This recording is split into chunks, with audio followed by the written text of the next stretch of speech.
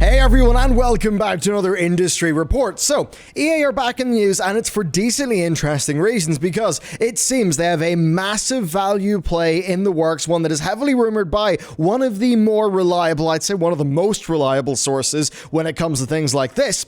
But also, they have a massive lawsuit, one that directly threatens the single most important part of their business. And of course, this is all happening after a quarterly earnings report that had, of course, incredible successes financially, but also the situation where they wanted to do C-suite pay rises. Laura, as an example, I think Millie is her surname, but she was going from 6 million compensation to like 16 million a year.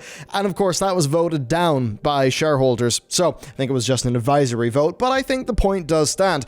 Point is, a lot's happening with EA, and if you want to be up to date with all of it, then hey, we're currently driving subscriptions. We want to hit 250,000, and the way that YouTube works is that most traffic is driven by suggestions and the home feed, not actually core subscribers. So if you wonder upon this and you want some daily gaming news coverage and analysis, then hit that sub button. Okay, with that said, let's begin. We've got to start things off today with the rebrand. So, EA announced that EA Access, which is their console subscription service, that it will be coming to Steam at some point in the future. Now, that's pretty sweet for Steam users, but it does actually bring up a little bit of a problem, because on the Origin client, you've got Origin Access, Basic, and Premier. So, to have both of those, and then EA Access over in Steam would have been kind of confusing. So, EA are changing it. You'll have, what was EA Access on PS4, Xbox One, and Steam. That's going to merge with Origin Access and PC to simply become EA Play. And you're going to have EA Play, which is the same as your Origin Basic, and EA Play Pro, which will be the more expensive one, like Origin Access Premier, that would give you day-and-date access to the latest EA games. So, that is EA's rebranding. You might be wondering, though, why are they rebranding? And I think the answer is pretty simple. It's because they're setting up for the next stage of their modern business. Yes, the next era of EA's business starts off by making their digital offerings just easier to understand and sell to customers. So, with Steam locked in, a lot of people would then be wondering what is next. And this is where the rumors are actually suggesting it being included in Xbox Game Pass.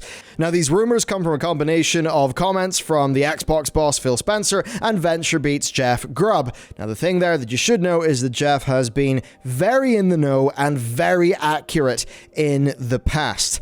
Now, Phil Spencer said that Xbox had strong announcements coming regarding Game Pass. Jeff Grubb had previously tweeted that there, quote, was a big reason to get Game Pass coming in the next few weeks. Now, later elaborating there, he said it was not to do with any specific game, which makes you think it's something to do with just the overall service in general. Now, Grubb later retweeted Nico Partners' Daniel Ahmad, him suggesting that we could expect to see EA work with other platform holders to increase its reach via subscriptions.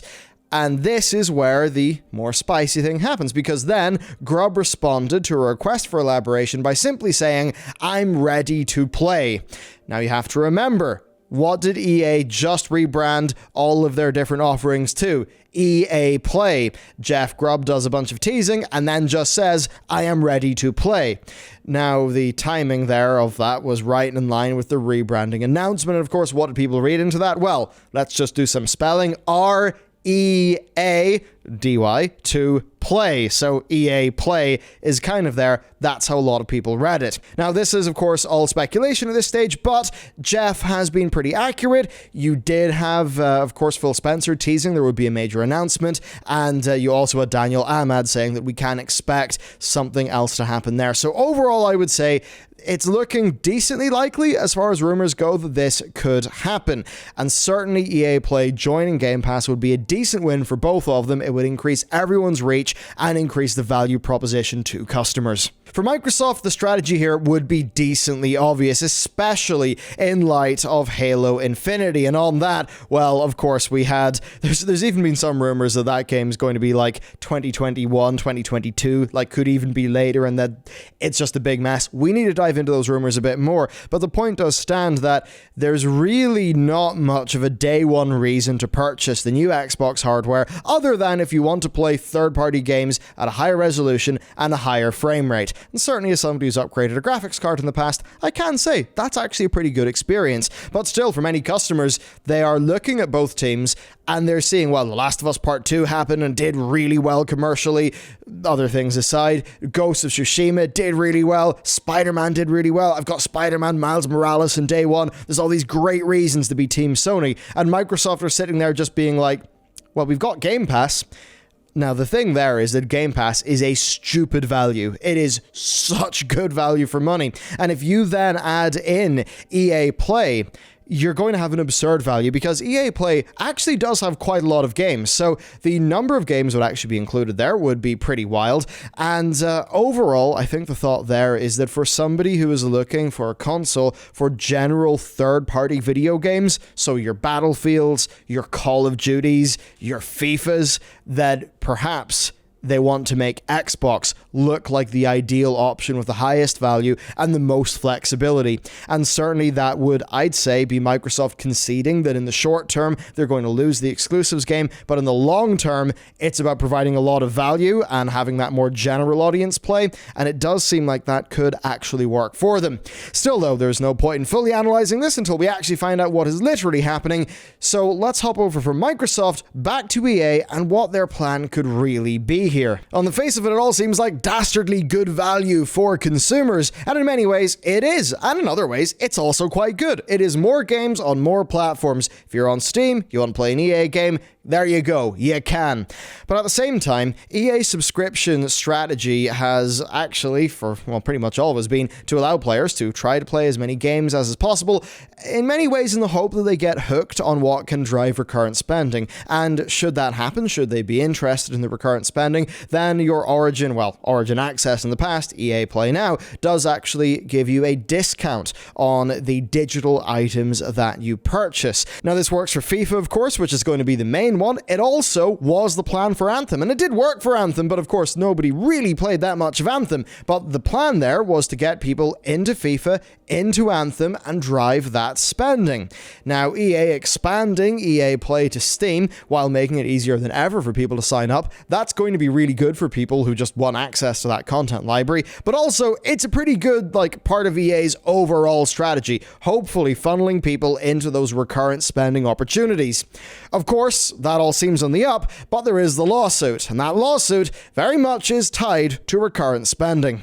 A class action lawsuit has been brought against Electronic Arts in California. Now, the allegation here is that FIFA Ultimate Team breaches the California state's gambling laws. Now, the case brought by plaintiff Kevin Ramirez on behalf of more than 100 other people alleges that EA, quote, relies on creating addictive behaviors in consumers to generate huge revenues. The plaintiff is demanding a jury trial and $5 million in damages. That was after spending $600 himself across FIFA and Madden since 2011, though of course it's a class action case, so the reward there, from what I understand, would be spread around all of the people who are signed on to the class action, and then it is that thing with class actions where the people who really get rich from the whole thing are, typically lawyers.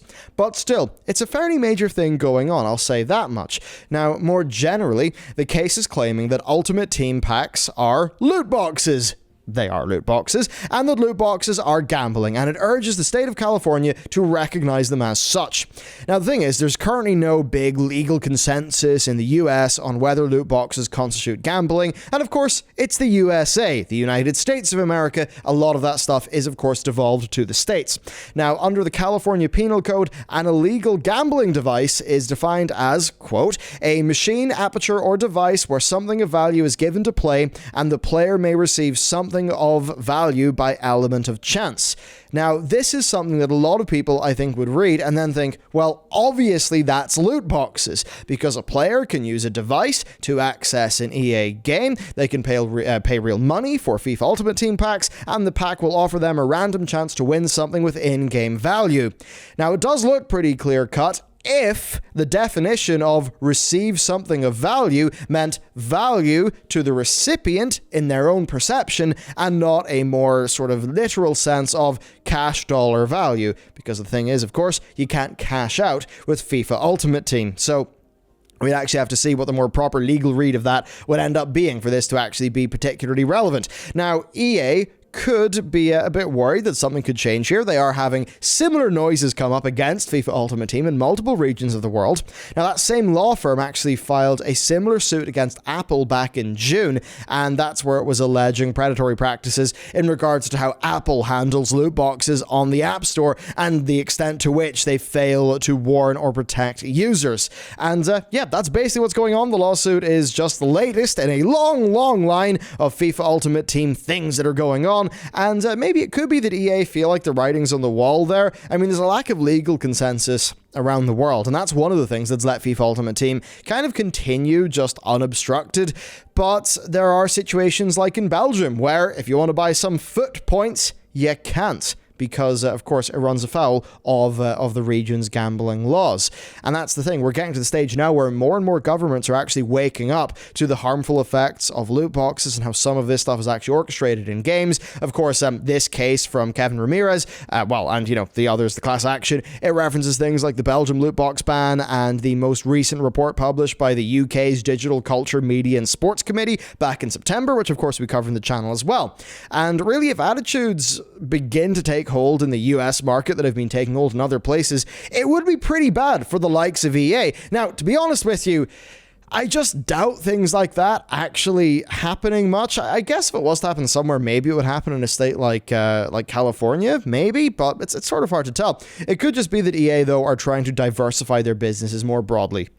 Maybe that's why we see things like EA Play signing up with Microsoft, because EA probably do understand that if you take a look to, say, a 10-year-long time span, there, I think, is a decent chance that FIFA Ultimate Team could actually come under, you know, regulatory pressure in a way that could damage their business. Therefore, the likes of having EA Play to drive revenue just itself as a service, and of course for their other games, and then to funnel people towards games with recurrent spending that's less controversial, I mean, I think that does make complete sense from EA. So, in closing, EA basically is opening up massively, right? We've got more services and more platforms, more games and more platforms. That's all pretty good. It really does seem like they wanted to be the situation where the Xbox is the place where you want to go if you're an EA gamer, because if you've got your Game Pass Ultimate, then you'll maybe get your EA Play, which will of course give you benefits from, you know, an access to this library of EA Play games, discounts in your EA microtransactions, and maybe if they could work out how to get EA Play Pro in there,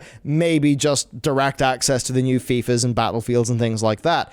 As it stands, yes, it's, I think, a decent business there. I think it makes a lot of sense. EA seemed, well, I think them actually trying to streamline their offering, you know, away from just having Origin and then EA Access and actually bring them into one thing. That's just so much more readable for customers, so I think that's good. But of course, looks great, you know, consumer friendly on the surface, but you can see how it also would be forwarding EA's overall goal to funnel people into the recurrent spending, things like that. Now, this latest Ultimate Team lawsuit, you know, it might not do much on its own, but it is just another one in a very long line of complaints. I think that pressure is going to mount, and it is the sort of thing where every little bit of pressure that happens can then be referenced by every other little bit of future pressure, right? Like we had this thing reference the DCMS report. That stuff keeps on happening, so I have to imagine that will just mount to the point where lawmakers who are not going to be particularly smart when it comes to how these things actually work, at least some of them, right? Politicians trying to understand the video games, but they're probably then going to see a litany of past reports and lawsuits and things like that, and I think to them that's probably just going to suggest that this is bad, that they should do something about it. Now, of course, to what degree the government should be, regulating things like that, I think that does come down to where people lie on the sort of like economic political spectrum. I'm going to leave that out of this video. But yes, whether you are pro more regulation or anti, that certainly is something that'll probably weigh in here. I think that ultimately it's a bit of a failure for the industry to self-regulate, but also there are other issues as well. As an example, if you're a responsible parent who actually takes a little bit of time to work out what the hell your child is doing and how the systems that your child sort of interacts with work, you can easily block all of this problem spending. And I mean easily. You just need to do the smallest amount of work, and there is just a part of the core of my being that sees people cry out for the government to do the job of parents, and honestly, it does drive me a little bit insane. It kind of pisses me off. So there's the angry bit to end off this video, but other than that, I hope you enjoyed it. I hope you found it interesting. Do let me know what you think, and certainly if Game Pass Ultimate has EA Play in it, What do you think that would be? Would you actually be interested in that? And would that actually move you a little bit closer to Team Green? Let me know. Thanks for watching, and I'll see you next time.